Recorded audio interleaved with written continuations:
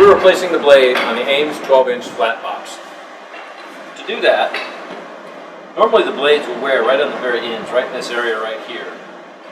So there is adjustments we can make on these two screws, but when that becomes where we can't adjust it, we have to actually remove the blade and replace it. So the first step we want to do is turn this screw here with a flathead screwdriver all the way out. We're just going to turn this all the way. Now at this end right here, you see a little notch. That basically will place, you can place your screwdriver to push out the blade. Then we can just kind of work our way across with the blade. You can use a screwdriver to remove the blade. So we'll also want to go back and remove that screw. So back that screw back out so that we put the new blade in. We can adjust. If you want to remove it, just take it all the way out. Back it all the way out.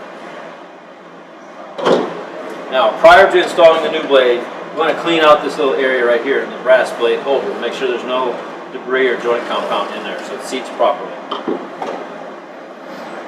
Now, taking a blade, when you're using a 7 or 10-inch blade, generally we'll come in 2 fingers, we'll bend it in, come in 2 fingers and we'll bend it in, just slightly, not much of a bend.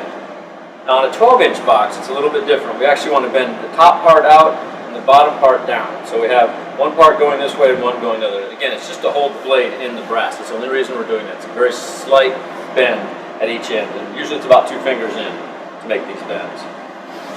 Now to place the blade back into the brass blade holder, I want to start at one end, place it. Since it's bent, you're going to have to work it in and work it across. You get to the very end, you just have to snap it in. Sometimes you might need a pair of pliers to kind of help snap that back into place.